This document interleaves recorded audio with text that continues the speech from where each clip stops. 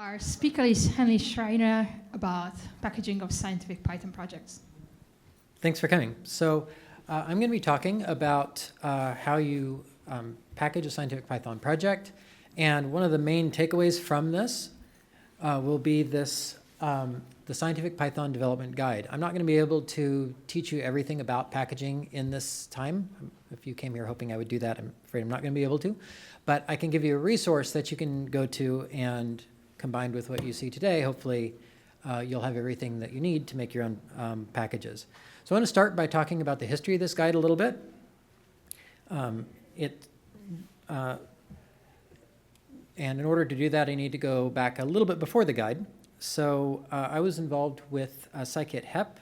I was involved sort of in the foundation of scikit-hep, which is a high-energy physics group of packages. It's grown to be about 40 packages now. And you can sort of see some of the packages that we have. And then, and that was in 2016. By 2019, Boost Histogram started. That was something I proposed that I would be working on when I started working at Princeton University, and as a computational physicist and research software engineer there. And I had this idea of histograms that were objects built on top of the Boost libraries. The histogram had just been accepted into the Boost libraries. I knew the author, and we worked on sort of doing this. And the scikit-hep developer pages sort of grew out of this in 2020. Now, in high-energy physics, we have really intense computing needs. The World Wide Web was born out of high-energy physics, for example, because we've needed a lot of compute very early. I think a lot of disciplines need it now, but we needed it sort of years ago. And high-energy physics was using the root framework, which came out of 1994. It was the C++ analysis framework. If that sounds kind of terrifying, well, it is. It predates std string, so it's got like its own string class. It's literally building everything. And it's got its own interpreted C++ interpreter, the one that's in Clang now called Clang, comes from high-energy physics, comes from root. And we were facing really large and growing data sets, kind of always facing that. And a lot of the needs that we had were actually already solved in Python, things like pandas, Dask, all these libraries that you're familiar with. We wanted to be able to use those. We just had a few missing pieces, and that's where the idea of the scikit-hep came out was, well, we could just write the stuff that we're missing, histograms, jagged arrays, utilities for particles, and then use what everybody else is using for things like accelerating code with just-in-time compilation and stuff. So scikit-hep started. That started with pure Python packages, like the original version of Awkward was pure Python, uproot. And one of the things that we needed, and the thing that I focused on, was we needed first-class support for histograms, and we wanted it to be faster than, say, a NumPy histogram. We needed performance. We needed several things out of that. And there's this nice C++ library that had just been accepted. So when I started working on Boost Histogram, one of the big pieces of that was it needed to be compiled, and I wanted it to be as easy to install as NumPy. So I had several challenges that I had to work on. One of them was solved by writing a bunch of scripts called Azure Wheel Helpers, which were on the brand new Azure pipelines to build these. I ended up writing detailed blog posts on how you set up Azure pipelines, how you build it with this, sort of describing my whole process of building these helpers. 3 to 5 projects in scikit-hep at this point needed these compiled things. I ended up joining SciPy Build Wheel, which you might have heard of, and I moved everything over to GitHub Actions. And so these blog posts sort of became a bit obsolete. And so I ended up starting the scikit-hep developer pages to take sort of the content that was there and to save it and to update it to GitHub Actions. And then over time, one of the most requested template features was this a cookie cutter template. So we ended up adding that, but I think it was really important that we started with the guide, so people would first learn what the cookie cutter does, instead of having a cookie cutter that just does all sorts of things for you and you have no idea why are all these files here. And then I started the repo-review project to help with updates. I really don't like sort of automated template updaters. Some people do. I don't like them very much.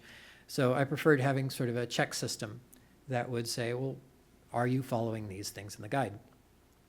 And then in 2022, the Scikit Build Core grant was accepted, so that meant half my time was available to work on primarily compiled packaging, but also related things, and that included some work on the guide and improving the guide adding a dedicated compiled page to the guide, things like that.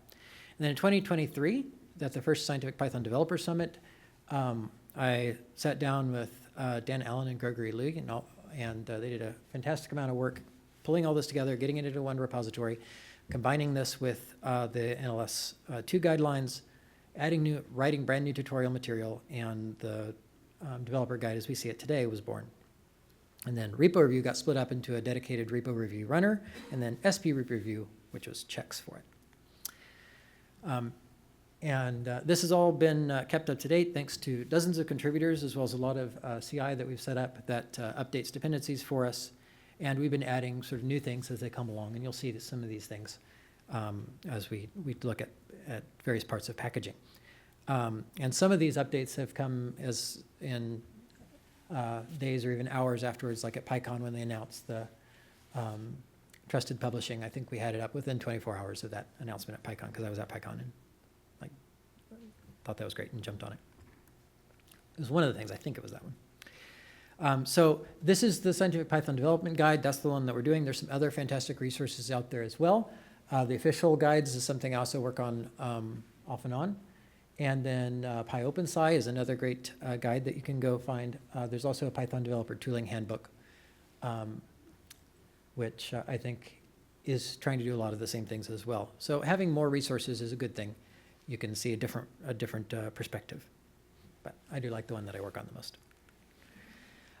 Okay, so let's take a look at setting up a project. First thing is structure of a project. The one thing about the guide is it's a little bit opinionated in certain areas. For one, it specifically recommends the structure, and there's reasons behind that.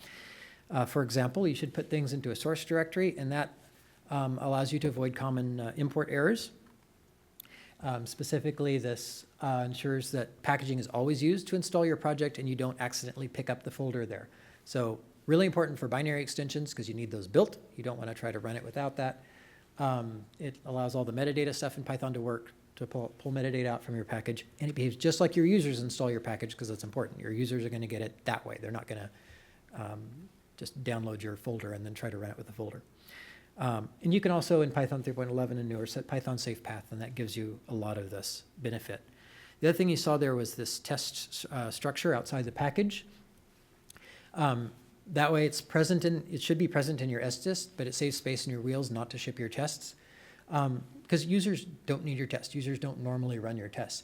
If you would like to have a few tests, sort of a did it build test, especially for binary packages, feel free to add that too. That's an addition. That doesn't have to be your entire test suite. That way you're free to add giant files and stuff like that into your test suite, and you don't have to worry about it being duplicated by 40 or 50 different wheels for all the different binary platforms, for example. Okay. And then to set it up these days, it's just these 6 lines that you need.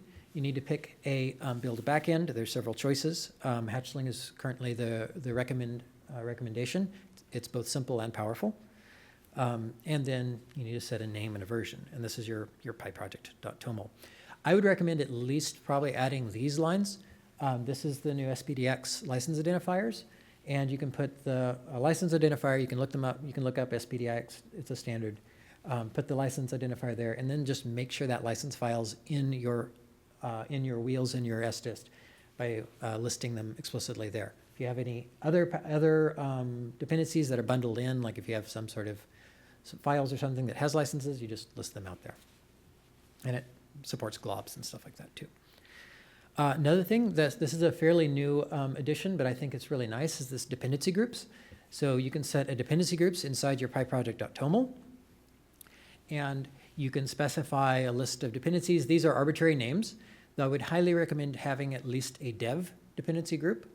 And then you can include one group inside of another using this syntax here. So curly bracket, include group, and then tell it what group you want to include. The nice thing about having a dev dependency is that if you use the UV package manager, it picks up on this automatically. And if somebody just writes UV run PyTest with no other setup at all, then they will be able to run PyTest, and that will automatically include all of these things besides your core dependencies. So that's sort of a one line, and it'll download Python for you. It'll literally do everything. And it'll even put a lock file, and if you do it again, it'll it'll be locked. It like follows all those nice practices. And you don't have to mention UV anywhere in your PyProject.toml. You're using entirely standardized stuff, which is very, very nice. There are other benefits to this over older ways to do this. If any of you know what extras are a different thing. Extras really were not supposed to be holding things like your test, even though they technically did specify test is the correct extra name for test extras. Those are really for extra things that your package may need in certain situations. Like, do you have a command line interface? You could have a CLI extra. These are developer dependencies, things that you need if you have that repository downloaded. As I said, there's some choices. Hatchling is the recommendation for pure Python, and then we also have dedicated scikit-built core, Meson Python, and Matrin there. We also there's also tabs in the guide for these others. So the recommendation right now is really Hatchling. It's really fast, it's simple, and it's very powerful. You can add plugins and all sorts of stuff to do a lot of different things. You can even add binary builds that way. Scikit-built core has a Hatchling plugin. And then there's also this brand new UV build, which became stable like a week ago or so. That's in a pull request to the guide. It's not visible in the guide yet, but it's in a pull request. And it is the fastest, but it's, Hatchling and FlitCore are also quite fast. Okay, so I would recommend the fastest way to set it up after you read the guide, just use the template that we provide. I'll show you an example of that in a minute. So here's some common patterns. There's separate pages on the guide for some common patterns on how to handle different situations. If you have others, you can feel free to suggest them. These are the ones that we have now. This is one of the new things that got added when it became the Scientific Python developer pages. So we have recommendations for data files. Here's an example of reading in a data file using import lib resources, which is better than using the old package resources, which is deprecated. There's guides on how to best practices for backporting. And here's an example of sort of how to use exports. It's not something that I hear talked about too much in Python, but using all and then also providing this little idiom is a really good way to make sure tab completion shows only the public parts of your API and not your NumPy import, for example, or stuff you just happen to import. If you type your package name dot and then you see annotations, somebody didn't put in all and use this in their package. Okay, so let's take a look at how you set up the tooling and distribution for a package. So this is a little introduction to GitHub Actions. I would recommend just sort of looking at the structure of the code here, unless you're in the back end and you can't see it.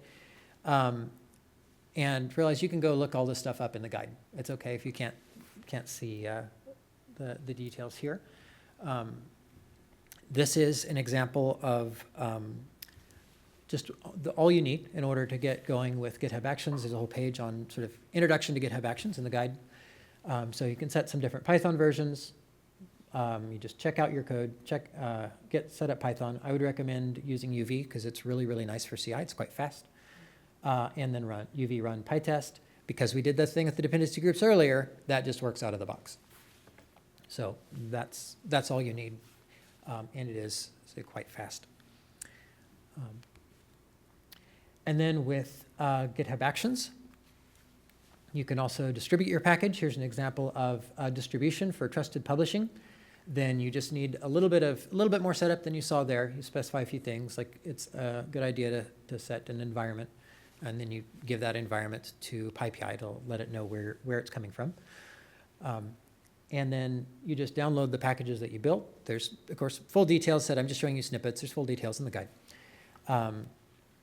And the guide also has the GitHub shows you how to do GitHub attestations, so you can actually ask GitHub if this binary that you downloaded is actually something that was built by the package. And then you can do this. This will do the, because you're using the trusted publishing, you notice there's no password here. This will also now automatically upload attestations to PyPI and do SigStore attestations for you.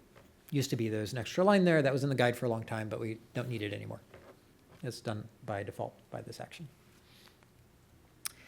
If you have compile, I'll show you a little bit more about compiled stuff later, but for compiled distributions, you can do this. This actually just got added to the guide recently, where you can specify each of the different platforms. That's 6 different platforms, three operating systems times 2 different architectures, Intel and ARM.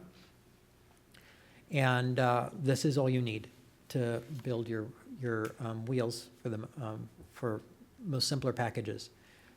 Check it out. Grab UV, run CI build wheel. There's a little bit of configuration again in the guide on how you can make sure that CI build wheel uses UV, and then upload those files, which I already showed you how to download those and then push them to PyPI. Okay. There's other recommendations. Probably my favorite page in the guide, because it's the one I visit the most and copy and paste all the time. I can copy and paste from here a lot. Is this page on sort of static checks and formatting. So this recommends pre-commit. You don't absolutely have to use it, but a lot of packages, including CPython, use pre-commit. And, oh, that should be YAML, sorry, not CI. Pre-commit.config, or pre-commit-config.yaml. And then you can specify these different checks, and the details of the checks are listed in the guide in this style page. No, the pages at the bottom of the slide for each of these things. And these are some of the sort of the checks that I would recommend. So rough check is the rough, which is a Rust-based Python checker. That's the checks. Rough format would be its formatting. You can use MyPy. There's others coming along like TY, but right now MyPy is the most is the easiest and most able to use. So we're watching the Rust-based ones closely. Validate PyProject allows you to check your PyProject for common errors. Code spell is actually a really handy thing that just looks for common misspelling errors. And I've had it actually find bugs before because some API call was actually misspelled. And you can run various formatters if you want. If you use C++, there's C++ formatters. Long list of these, and then recommended setup. So if you want to see like a really nice recommended rough setup for lots of checks, just go to the guide. There's other useful things in the guide that I didn't really have enough time to talk about here. If you want to use task runners for a lot of simple projects, you really don't need to anymore, because you can just do UV run PyTest, UV run, or UV build, and those things just kind of are enough for a simple project. But for a little bit more complex project, task runners are really useful. Nox is the recommendation in the guide. Another thing that's really useful is this script block. And for script dependencies, so if you put in the special block, you can tell these tools what your file needs to run, and then you have a standalone file that's a Python script file, but it also knows what dependencies it needs to run. And runners like UV, Hatch, Nox, and things like that will know how to run that. In fact, this is also integrated to Nox, and Nox can do this itself now. As of 3 or 4 months ago, Nox can now understand a script block at the top and use that as well. So feel free to look at that. There's also other pages I didn't cover here. There's a page on tests, there's a page on coverage, there's a page on documentation, and a page on static type checking. Again, the fastest way to set this up is use the template. So again, I recommend reading the guide first. But for example, if you have UV, you can just type UVX, cookie cutter, and then this. And it'll ask you questions for what backend do you want to use, what license you want to use, do you want to use get your versioning from GitHub or not. You can also use copier and craft. This is the only cookie cutter or template that I am aware of that supports both cookie cutter and copier at the same time. And I actually showed copier example here because I like the printout a little bit better. But there's the list of questions. I've answered the questions, and then you can see it generating the files. If I'm actually running it, I like cookie cutter better because it's faster, but I like the pretty output of copier. And then if you have an existing project or you've set this up in the past, repo-review tool is available. You can run it in WebAssembly or CLI. It's just a Python project, pure Python project. And you just take you go to the page, if you're using the WebAssembly version. It's there at the bottom of the guide. You type in the GitHub location of your repository. It'll automatically fill out. We actually had a contributor who's better at JavaScript than I am, which isn't very hard. have this automatically read in, and it figures out the branches, and it's got the head branch, it'll do main, it'll show you all the options there. And then when you do it, it'll run, and then you'll get this nice list of all the checks and what you've passed. So it has a PyProject total, good, it has README, good, so on. You can look through that. And you can actually just copy and paste the link and send it to somebody, and it'll rerun on their machine, showing them the result. If you use the CLI, it also has a printout that looks pretty in GitHub Issues. So if you want to post it on issue somewhere, you can. And these are all cross-linked to the guide. So as you'll see a couple images later of the guide itself, and you'll see these little badges. Those badges are telling you which one of these things are. And if you click on any of these, including in the terminal, it works in the terminal. If you click in the terminal, it'll still take you to the guide page and to the exact spot where this was described, so you know why that decision was made. Here's a few examples of the checks. This check up here is no upper cap on Python version, doesn't work the way you expect it to work. You can also, there's show error codes, for example. MyPy took out show error codes because it's now default. It just always shows the error codes, because why would you not want to show the error codes? And so it'll check and tell you if you still have that. Rough got renamed to rough check in the pre-commit, so if it sees that, it'll tell you. It'll even look at these deprecated setup tools config names, which, I mean, if you're still using setup tools, setup.config, sorry, but if you're using one of the deprecated names, it'll break in October, so it'll warn about that earlier for you.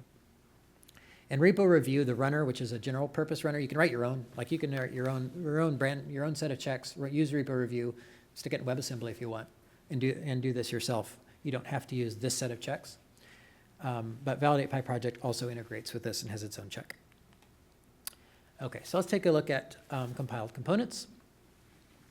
This is an example, and there you see the badges I was talking about.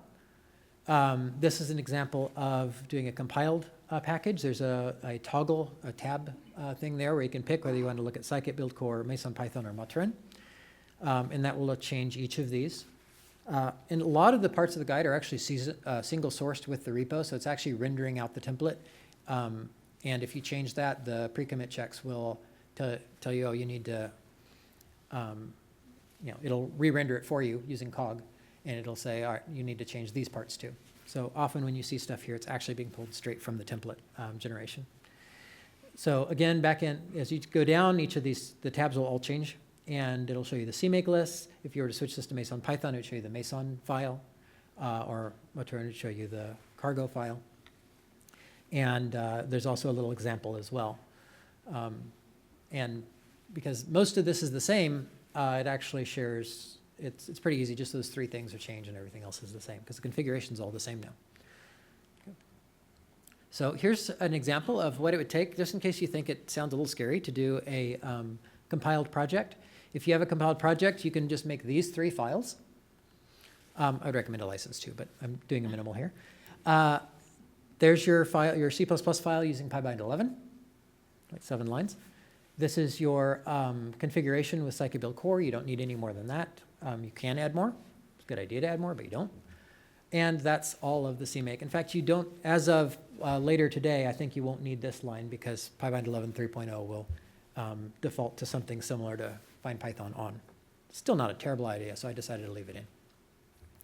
And that's it. That's the CMake file. And you can just run UV run Python and then import this file and play with it. It'll just install and run automatically. Here's a little bit more advanced example using nanobind. Nanobind is a variation or something like PyBind, but with some differences. And with nanobind, you can actually take advantage of the stable ABI. So there's a little bit more to the CMake lists, but it's because it's like finding the stable ABI. There's a little bit more to the configuration because you have to tell scikit build core to use the stable ABI.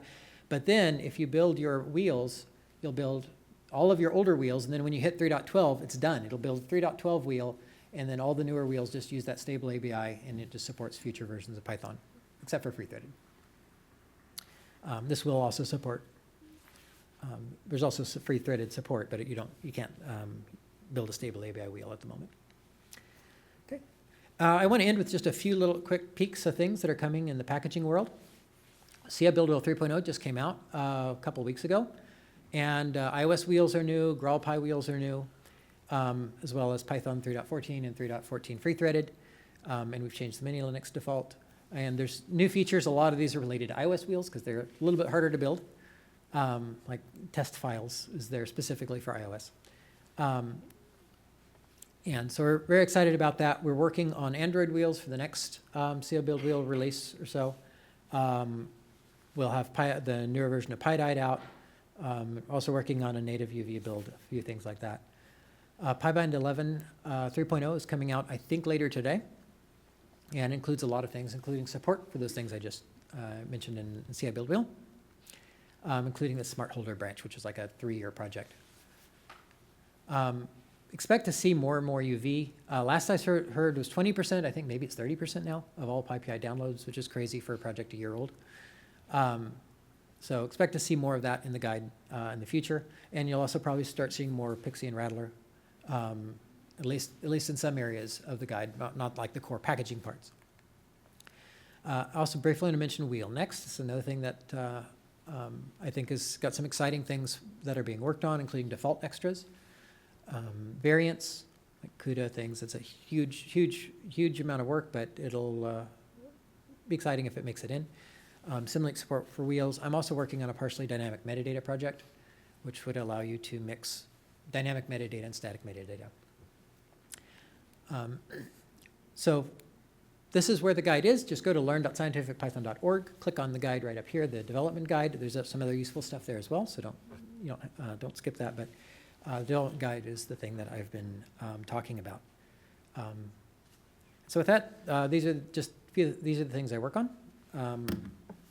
And I'm Henry III on GitHub, so feel free to let me know if you have any comments or if you want to contribute to any of that or any of the other things that I work on. Okay, thanks. Let's thank the speaker.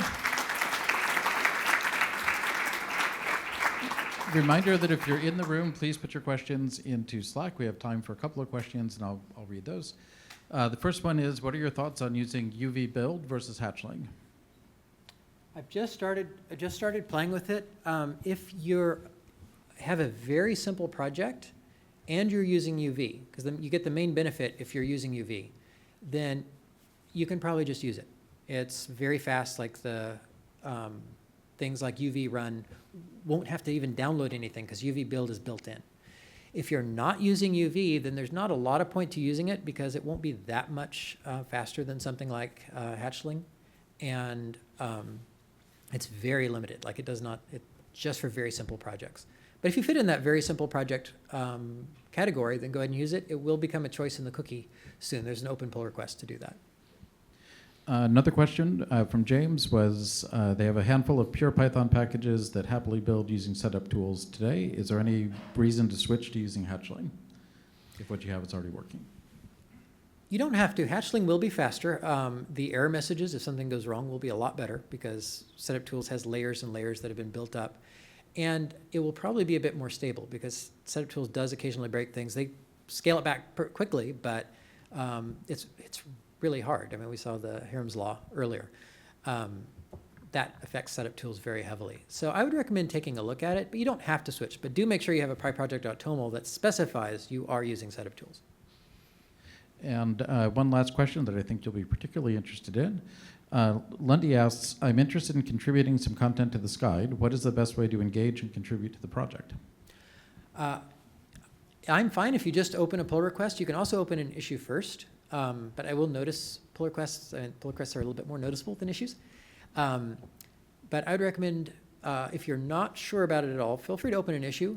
There's also the Scientific Python Discord or Discourse?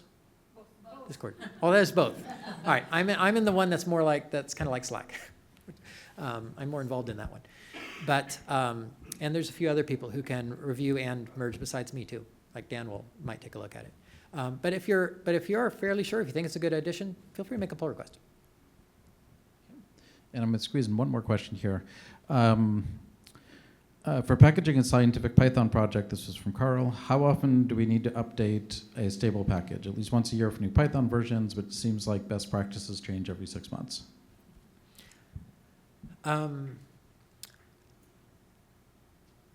That's a good question. So best practices in certain areas change, but what you were doing before still works. Things don't break very often, as in something that used to work fails. There have been a few, but those are usually multi-year projects, and we've been telling people for a very long time that this will eventually break.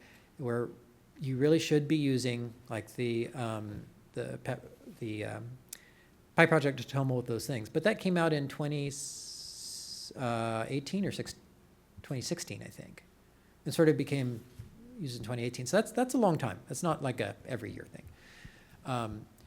If you try to keep up, like if you update to UV, you'll get benefits like speed. Like I've been updating a lot of different packages to UV because I like the speed in the CI. I like the CI running really fast. For a simple Python project, it turns out more than half the time is literally in the CI.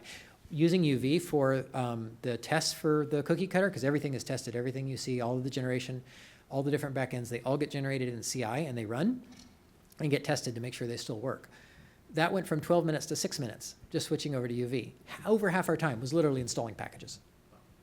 Because it's constantly creating, it's doing the templates, it's downloading the template stuff, and then it's downloading all your packages to test it, and it was half the time. All right, let's thank the speaker again.